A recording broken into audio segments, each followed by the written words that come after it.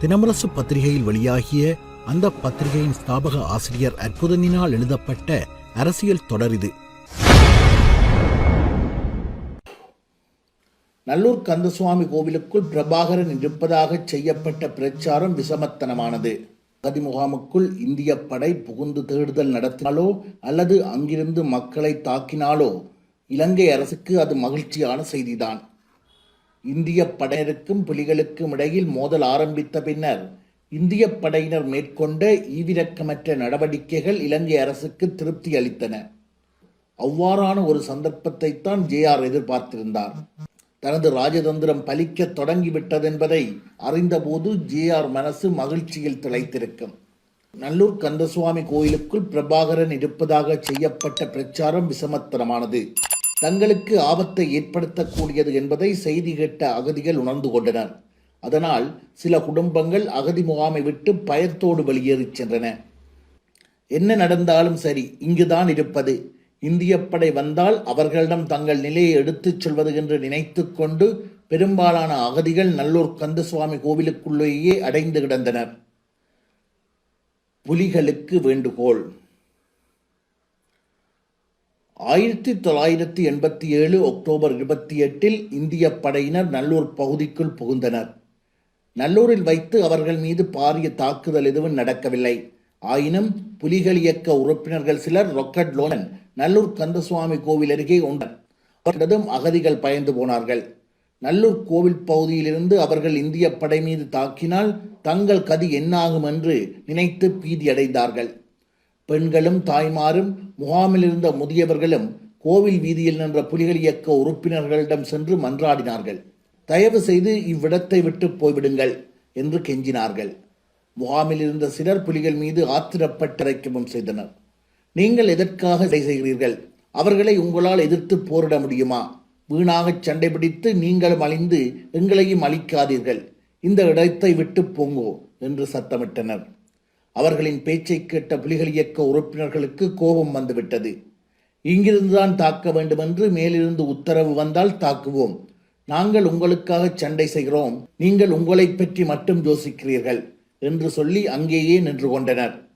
வேறு சில அகதிகள் அவர்களை சமாதானப்படுத்த ஆரம்பித்தனர். தங்களிடமிருந்த உணவில் ஒரு பகுதியை அவர்களுக்கும் கொடுத்து சாப்பிடச் சொன்னார்கள். புலிகள் இயக்க உறுப்பினர்களும் கடும் பசியுடன் தான் இருந்தனர். முகாம்களை விட்டு வெளியேறி அலைந்து திரிந்த களைப்பு ஒரு புறமும், மக்கள் வீடுகளை விட்டு வெளியேறியிருந்ததால் எங்கும் சென்று உணவு பெற முடியாமலும் அவர்கள் பசியுடன் தான் திரிந்தனர். அகதிகள் கொடுத்த உணவையும் பிஸ்கட் போன்றவற்றையும் சாப்பிட்டு விட்டு கொஞ்ச நேரம் இருந்து பார்த்துவிட்டு புலிகள் இயக்க உறுப்பினர்கள் சென்று விட்டனர். அவர்கள் அவ்விடத்தை விட்டு சென்ற பின்னர் தான் அகதிகள் பலர் நிம்மதி பெருமூச்சு விட்டனர். யாழ்ப்பாணத்தை ஆண்ட கடைசி தமிழ் மன்னன் சங்கிலியனின் தலைநகரம் நல்லூர். நல்லூரை கைப்பற்ற புகுந்த இந்திய படைக்கு கள்ளியங்காட்டு சந்தியில் மட்டும் புலிகள் எதிர்ப்பை காட்டினார்கள். பின்னர் பாரிய எதிர்ப்புகள் எதுவும் இல்லாமலேயே நல்லூர் பகுதியை கைப்பற்றி கொண்டது இந்திய படை. புலிகள் பாரிய எதிர்ப்பை காட்டாவிட்டாலும் இந்திய படையினர் வீதிகளிலும் வீடுகளிலும் கண்ணில் பட்டவர்களை சுட்டுக் கொன்றுதான் சென்றனர். குறுக்கு பாதை வழியாக முன்னேறிய இந்திய படையினர் அப்பகுதியில் காணப்பட்ட சில பொதுமக்களை பணைய கைதிகளாக பிடித்து கொண்டனர். பாதையை காட்டுமாறு அவர்களை முன்னால் நடக்கச் சொல்வார்கள். அப்படியே சென்று கொண்டிருக்கும் போது புலிகள் தாக்கினால் முன்னால் சென்று கொண்டிருப்பவர்கள் கதி அதோ கதிதான். புலிகள் தாக்காத சந்தர்ப்பங்களிலும் பாதையை காட்டிச் சென்ற பொதுமக்கள் சிலரை இந்திய படையினர் சுட்டுவிட்டு போனார்கள். தமக்கு பாதை காட்டியவர்களுக்கு இந்திய படை காட்டிய நன்றி அதுதான். கூர்க்கா படை. யாழ் நகரை கைப்பற்றிய இந்திய படைப்பிரிவில் அதிகமாக இருந்தவர்கள் கூர்க்கா படையினர். சப்பை மூக்கு, குள்ளமாக இருப்பார்கள். எல்லோரும் கத்தி வைத்திருப்பார்கள், மீசை வைத்திருக்க மாட்டார்கள். மிக மோசமானவர்கள் என்று யாழ்ப்பாணத்தில் பின்னர் பெயர் எடுத்தவர்களும் கூர்க்கா படையினர்தான்.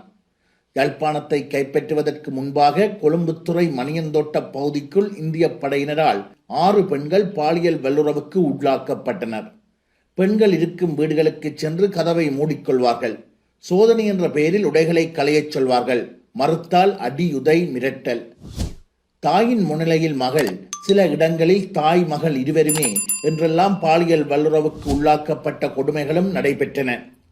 சிலர் வெட்கத்தில் வெளியே சொல்லவில்லை. பாலியல் வல்லுறவை கற்பழிப்பு என்று அழைக்கும் பழமையான வார்த்தை காரணமாக தமக்கு நடக்கும் கோரங்களை வெளியே சொல்ல பெண்கள் தயங்கினார்கள். ஏனெனில் பாலியல் வல்லுறவுக்கு உள்ளான பெண் கற்பிழந்த ஒருத்தியாக தான் கருதப்படுவேனோ என்று பயந்து போகிறாள். அதனால்தான் இந்திய படையினர் காலத்தில் இடம்பெற்ற பாலியல் வல்லுறவு பலாத்கார சம்பவங்கள் பல வெளியே தெரியாமல் மறைக்கப்பட்டன. கூர்க்கா படையினர் குள்ளமாக இருப்பார்கள் என்று சொன்னேன் அல்லவா? கூர்க்கா படையினர் யாழ்ப்பாணம் வந்த பின்னர் சற்று குள்ளமாக இருப்போரை கூர்க்காஸ் என்று கிண்டலாக அழைக்கும் பழக்கமும் யாழ்ப்பாணத்தில் பரவலாகி இருந்தது. யாழ்ப்பாணத்தை கைப்பற்றிய சூட்டோடு சூடாக கூர்க்கா படையினர் மூர்க்கத்தனமாக நடந்து கொண்டனர். பெண்களை கண்டால் சேட்டைகள் செய்வதும் அதிகமாக இருந்தது. பின்னர் அந்த மூர்க்கம் சற்று குறைந்திருந்தது. யாழ்ப்பாணத்தில் முக்கியமான சந்திகளில் உள்ள வீடுகளில் இந்திய படையினர் முகாம்களை அமைத்திருந்தனர். கிட்டத்தட்ட 2 கிலோமீட்டருக்கு ஒரு இராணுவ முகாம் என்ற ரீதியில் முகாம்கள் அமைக்கப்பட்டன. முகாம் ஒன்று புலிகளால் தாக்கப்பட்டால் அப்பகுதியை சுற்றி வளைக்கக்கூடிய முறையில் முகாம்கள் அமைக்கப்பட்டன. ஒவ்வொரு முகாமுக்கு இடையிலும் அடிக்கடி ரோந்து செல்வது இந்திய படையினரின் வழக்கமாக இருந்தது. SLR துப்பாக்கிகளை தோளில் சுமந்தபடி முகாம்களுக்கிடையே கால்நடையாக ரோந்தில் ஈடுபடுவர். அன்பு வழி.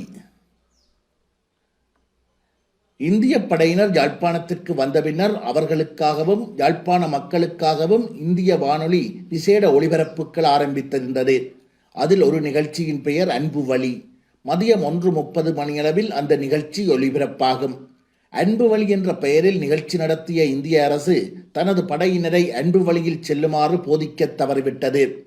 இலங்கையில் அமைதி திரும்பும் வரை இந்திய படை திரும்ப மாட்டாது என்று வானொலியில் அடிக்கடி சொல்லப்பட்டது. புலிகள் இயக்க உறுப்பினர்கள் சரணடைந்தால் மன்னிப்பு வழங்கப்படும் என்றும் வானொலியில் அறிவிக்கப்பட்டது. அகதி முகாம்களுக்குள் புலிகள் இயக்கத்தினர் பதுங்கி இருக்கலாம் என்று சந்தேகம் இந்திய படையினருக்கு இருந்தது. அகதிகள் யார், புலிகள் யார் என்று கண்டறிவதுதான் கடினம் என்பதை படை அதிகாரிகள் உணர்ந்தனர். அதனால் அகதி முகாம்களுக்குள் தங்களுக்கு தகவல் கொடுப்போரை உருவாக்க திட்டமிட்டனர்.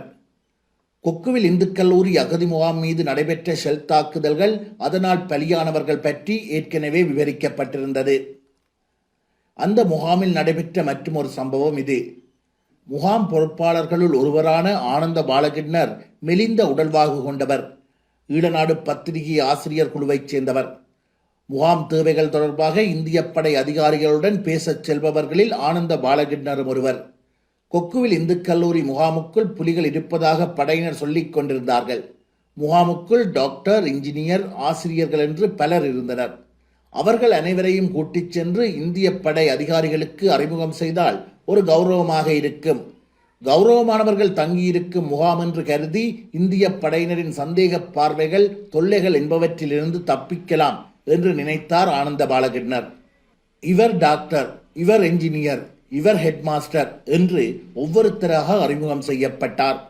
அறிமுகம் செய்து முடிந்ததும் அந்த இந்திய படை அதிகாரி ஆனந்த பாலகிருஷ்ணரிடம் கேட்ட கேள்வி இது: இவர்கள் எல்லோரும் டாக்டர்கள், இன்ஜினியர்கள் என்றால் நான் என்ன ஒரு விசரன், பைத்தியகாரன் அல்லது முட்டாள் என்றா நினைக்கிறீர்?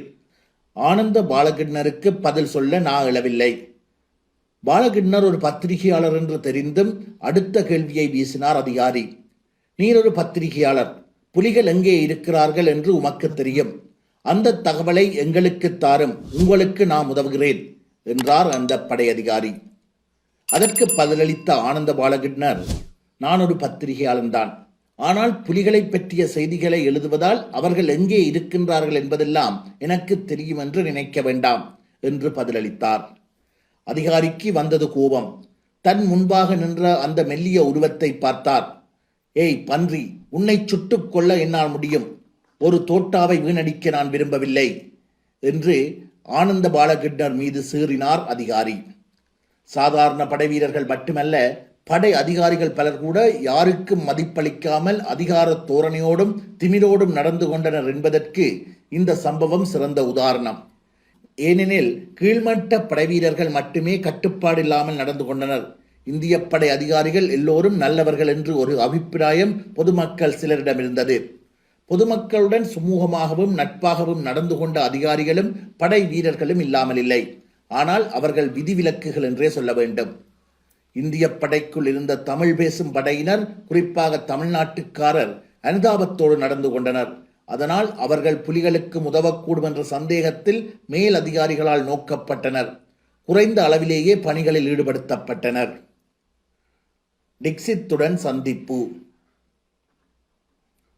உடும்பிராயில் இந்திய படையினரின் வேட்டையிலிருந்து தப்பிய சிவப்பிரகாசம் என்பவர் தொடர்பாக முன்னர் குறிப்பிடப்பட்டது அல்லவா? சிவப்பிரகாசம் உடும்பிராயிலிருந்து சாவகச்சேரிக்கு தப்பியோடி அங்கிருந்து ஒரு வாகனத்தில் கேரதீவுக்கு சென்றார். பின்னர் ஒரு வள்ளம் மூலமாக சங்குப்பட்டிக்கு சென்றார்.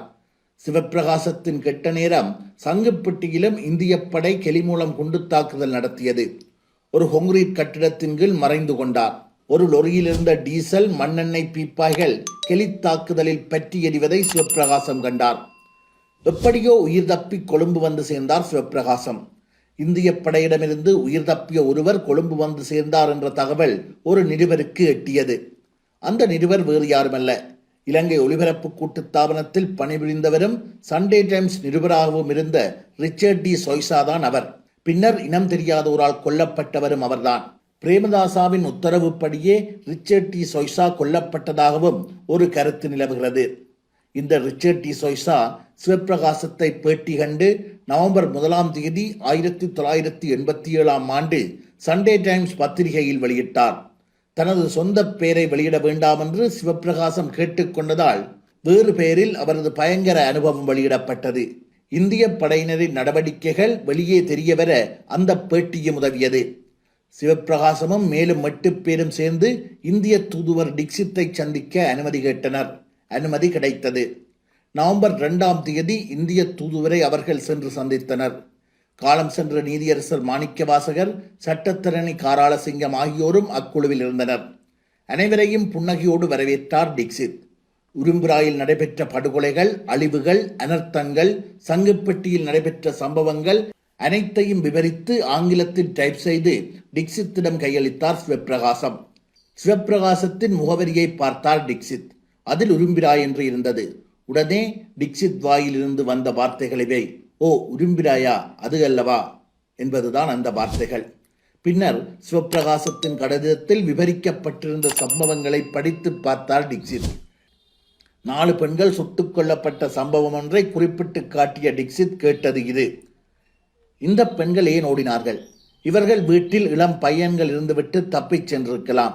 ஓடியதால் தான் சூடு நடந்திருக்கலாம் என்றார் டிக்சித். அப்போது குறுக்கிட்ட சிவப்பிரகாசம், பலியானவர்களில் 93 வயது மூதாட்டியும் 65 வயது விதவையும் அடக்கம். அவர்கள் ஓடவில்லை, வீட்டுக்குள் புகுந்துதான் சுட்டனர் என்று விளக்கினார். ஆனாலும் டிக்சித் அதையெல்லாம் பெரிய விஷயமாக எடுத்துக்கொண்டதாக காட்டிக்கொள்ளவில்லை. விரைவில் போர் நிறுத்தம் வரும் என்று சொன்னார். விசாரித்து பார்க்கிறேன் என்றும் சொன்னார்.